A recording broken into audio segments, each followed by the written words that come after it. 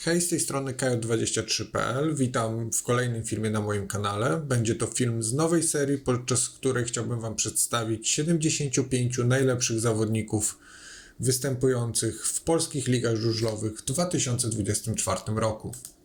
W tym odcinku chciałbym Wam przedstawić ogólne zasady, według których kierowałem się w tworzeniu rankingu oraz miejsca od 75 do 71.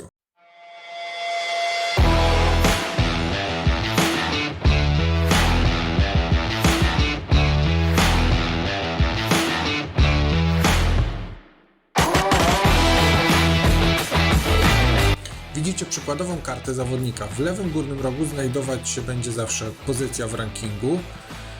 Obok imię i nazwisko zawodnika, następnie jego zdjęcie, a po prawej stronie herb klubu, którego barwy reprezentował w 2024 roku dany zawodnik w Lidze Polskiej.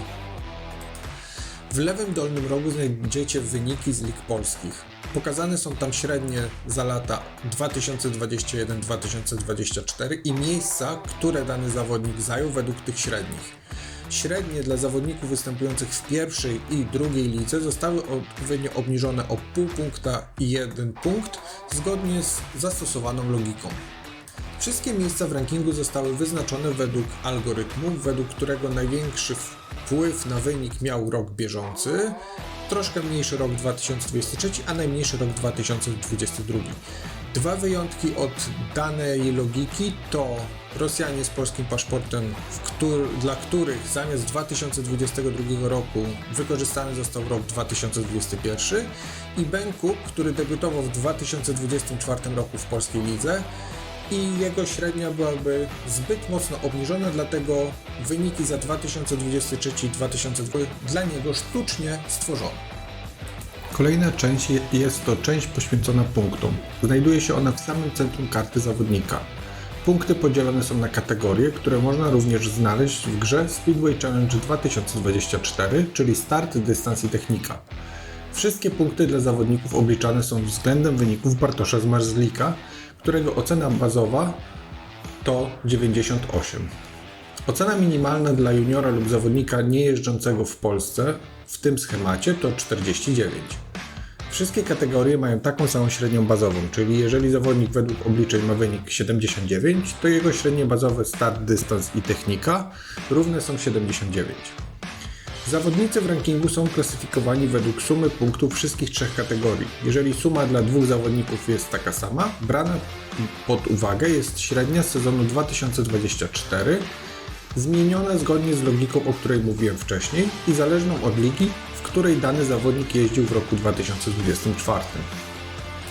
Na karcie zaznaczone są również modyfikatory i tak poszczególne kategorie, czyli start, dystans i technika, mają odpowiednio swój modyfikator. Modyfikator startu bazuje na danych ze strony gurustats.pl. Najlepsi startowcy z Ekstraligi otrzymują od 5 do 1 punktu bonusowego, a zawodnicy z drugiej Ekstraligi odpowiednio od 3 do 1 punkta bonusowego. Podobnie wygląda sytuacja z kategorią dystans. Tam najlepsi zawodnicy na dystansie otrzymują od 5 do 1 punktu, jeżeli chodzi o Ekstraligę, a zawodnicy z pierwszej ligi, czyli drugiej Ekstraligi, otrzymują od 3 do 1 punktu. Technika. Tutaj modyfikator to suma kilku różnych bonusów. Modyfikatora za inne ligi, modyfikatora za Speedway Grand Prix SEC U24 Ekstraligę i modyfikatora uznaniowego przyznawanego przeze mnie według wyników w różnych zawodach indywidualnych. Modyfikator za inne ligi bazuje na średniej z lig zagranicznych. Dla ligi angielskiej jest to średnia z ostatnich 20 meczów w tej lidze, nie 20 meczów w ostatnim sezonie. Przykładem zawodnika mającego średnią za ligę angielską, a nie jeżdżącego w Anglii w sezonie 2024 może być Artem Łaguta. Dla ligi szwedzkiej jest to średnia z sezonu 2024 obniżona o 0,1 punktu, a dla ligi duńskiej jest to średnia z sezonu 2024 obniżana o 0,3 punktu. W obydwu przypadkach są to średnie biegowe z bonusami.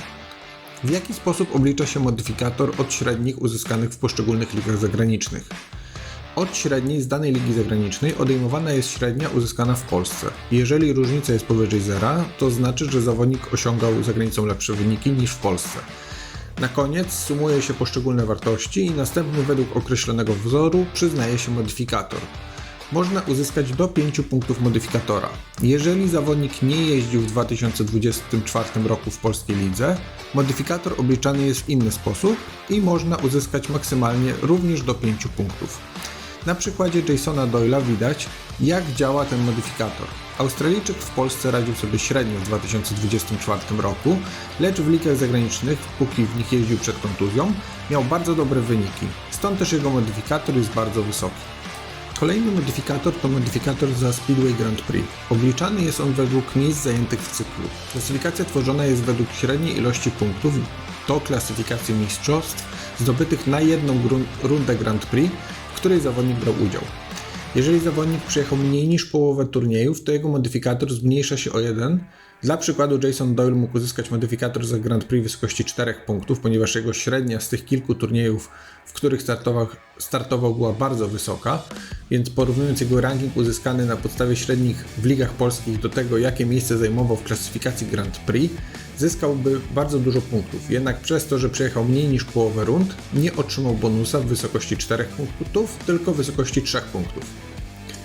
Ważne, że modyfikator może zmieniać kategorię technika na plus i na minus. I tak jak mówię, maksymalnie można otrzymać do 5 punktów, zarówno na plus i na minus.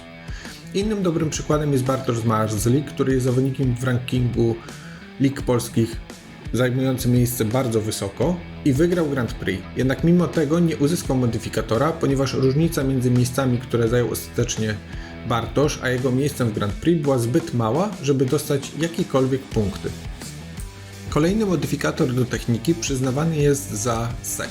Zwycięzca całego cyklu, czyli Andrzej Lebiediew, zdobył 3 punkty. 2 punkty zdobył zawodnik, który zajął drugie miejsce i 1 punkt zawodnik, który zajął trzecie miejsce. Zawodnik z największą różnicą między miejscem w rankingu za średnią z lig polskich a klasyfikacją SEC, różnica na plus, otrzymał dodatkowy 1 punkt bonusowy.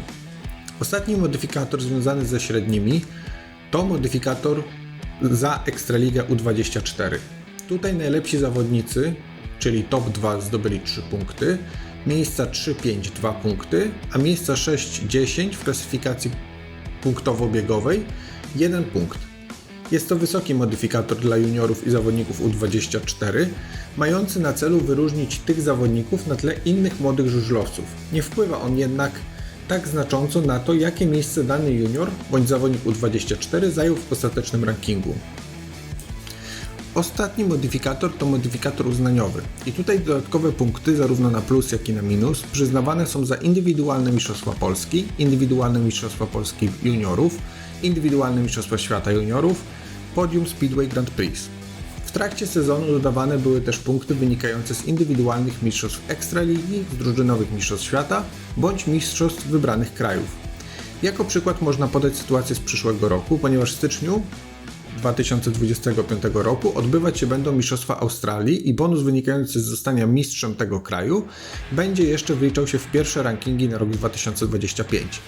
Jednak z czasem mistrz Australii straci ten bonus i nie będzie miał on wpływu na finalny wynik za cały rok 2025. Tyle wyjaśnień i logiki. Mam nadzieję, że teraz zasady, według których stworzona została klasyfikacja, są dla Was jaśniejsze. Zaczynamy z miejscem 75. Na tym miejscu znajduje się Kasper Łobodziński, junior GKM Grudziądz, którego średnia tylko z tego sezonu dawałaby mu miejsce 69. Kacper nie jeździł w tym roku w ligach zagranicznych. Miał bardzo dobre wyniki w biegach juniorskich i po pierwszej części sezonu jego średnia biegowa była na poziomie nawet 1,5 punktu na bieg. W drugiej części sezonu obniżył jednak troszkę loty i skończył ze średnią 1,306 punktu. W przyszłym sezonie Łobodziński dalej będzie jeździł w GKM Grudziądz i będzie to jego ostatni sezon jako junior. Miejsce 74 zajął Adam Ellis. Jest to zawodnik zespołu Polonia Piła, występujący w drugiej lidze polskiej i jest to najlepszy zawodnik Polonii Piła w roku 2024.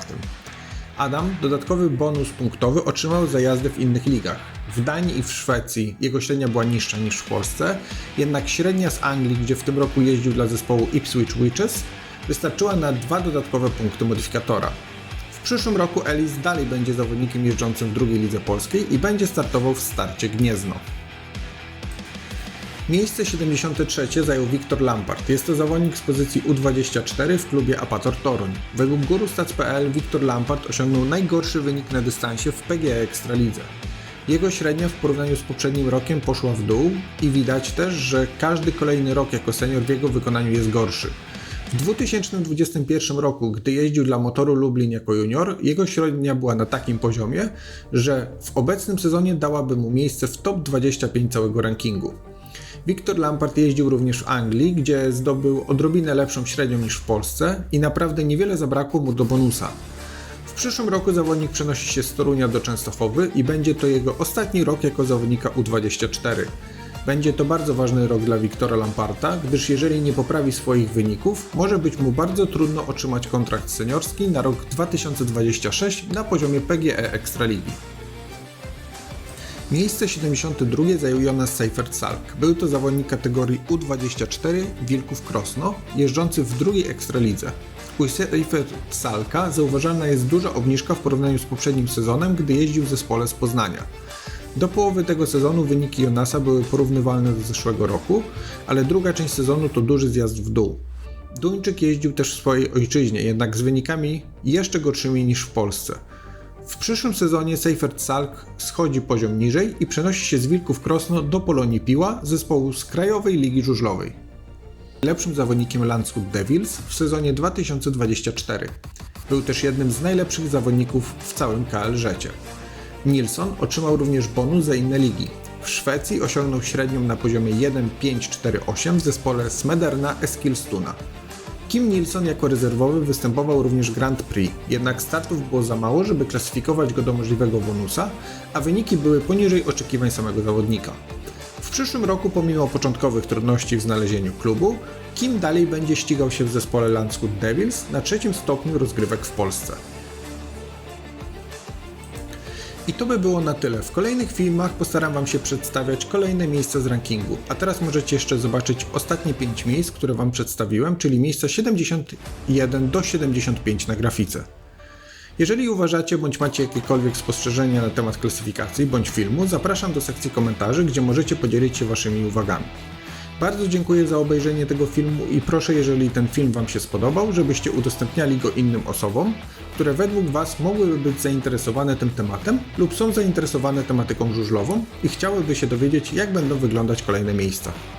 Jeszcze raz bardzo dziękuję, pozdrawiam i do usłyszenia. Cześć!